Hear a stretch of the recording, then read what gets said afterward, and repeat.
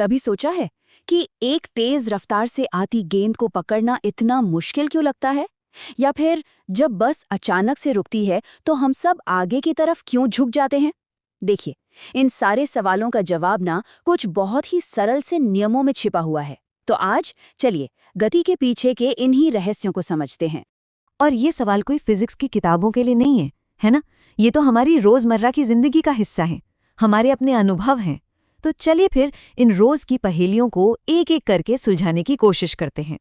तो इन रहस्यों को उजागर करने के लिए हमारा सफर कैसा होने वाला है? हम सीधा गोता लगाएंगे महान वैज्ञानिक सर आइजैक न्यूटन के 3 मशहूर नियमों की दुनिया में और देखेंगे कि आखिर ये नियम हमारे आसपास की हर चीज को, हर हरकत को कैसे कंट्रोल करते हैं।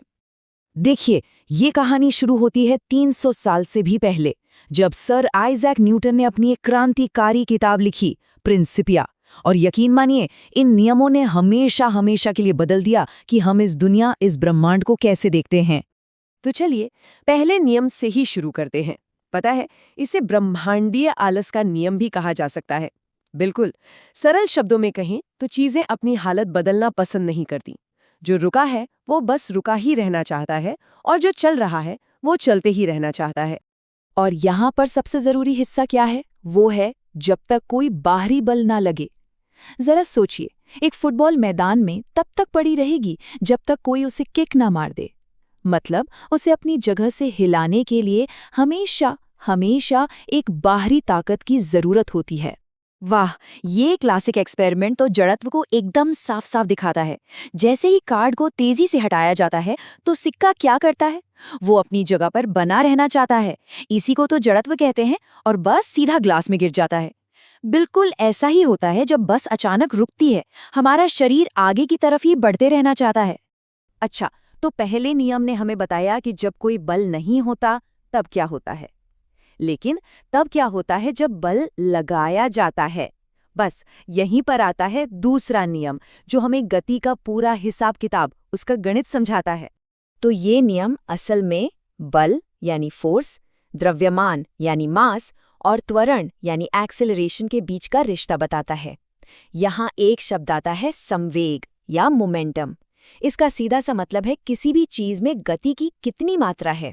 और ये सारी कहानी एक बहुत ही मशहूर इक्वेशन में सिमट जाती है, F बराबर ma। जी हाँ, F इक्वल्स ma, शायद फिजिक्स का सबसे फेमस इक्वेशन। यहाँ F है बल, मतलब कोई भी धक्का या खिंचाव, m है द्रव्यमान, यानी किसी चीज में कितना वजन या समान है, और a है त्वरण, मतलब उसकी स्पीड में कितना बदलाव आ रहा है। बस ये छोटा सा इक्वेशन हमें बताता है कि किसी भी चीज को चलाने के लिए कितनी ताकत चाहिए।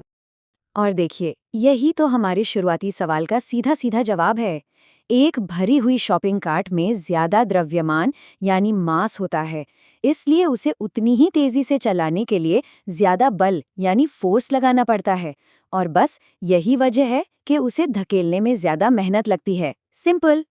तो ये बात ध्यान में रखनी चाहिए, चाहे कोई फुटबॉल को किक मार रहा हो या फिर कोई गाड़ी चला रहा हो, न्यूटन का ये दूसरा नियम हर पल हर जगह अपना काम कर रहा होता है। ये तो जैसे हर हरकत के पीछे का डायरेक्टर है। चलिए अब आते हैं तीसरे और आखिरी नियम पर। ये नियम है पार्टनरशिप का, साझेदारी का। ये हमें बताता है कि इस दुनिया में कोई भी बल अकेला नहीं है। हर एक्शन का एक बराबर और उल्टा रिएक्शन होता ही होता है। मतलब जब कोई दीवार को धक्का देता है तो ऐसा नहीं है कि सिर्फ वो इंसान दीवार पर बल लगा रहा है। नहीं, दीवार भी उतने ही बल से उस इंसान को वापस धक्का दे रही होती है। बल हमेशा जोड़ियों में काम करते हैं, एक एक्शन तो दूसरा रिएक्शन। और इसका सबसे जबरदस्त उदाहरण क्या है? एक रॉकेट का उड़ना। रॉकेट से जो गर्म गैस निकलती है वो जोर से नीचे की तरफ धक्का मारती है, ये हो गया एक्शन। और इसके जवाब में वो जमीन उस रॉकेट को उतने ही जोर से ऊपर की तरफ धकेलती है, और ये हो गया रिएक्शन। इसी से तो वो आसमान में उड़ पाता है। बिल्कुल, चाहे बंदूक चलाने पर लगने वाला झटका हो या नाव से किनारे पर कूदना, सिद्धांत हमेशा एक ही रहता है। हर एक्शन का एक बराबर और उल्टा रिएक्शन होगा। ये तो जैसे प्रकृति का एक फंडामेंटल बैलेंस है।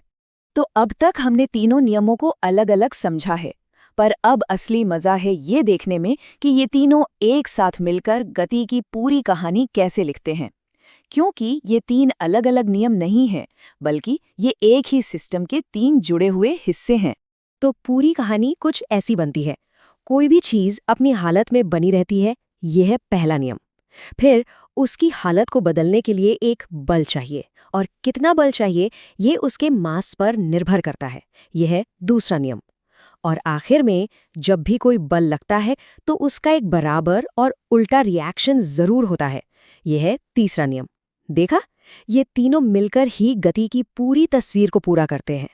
तो अगली बार जब कोई गेंद फेंके या आसमान में किसी तारे को देखें, तो ये याद रखना चाहिए कि असल में वो न्यूटन के नियमों को ही काम करते हुए देख रहा है। ये सिर्फ फिजिक्स के नियम नहीं है, ये तो वो भाषा है जिसमें पूरा ब्रह्मांड बात करता है। और इसी एक सोच के साथ आज का ये सिलसिला हम यहीं खत्म करते हैं।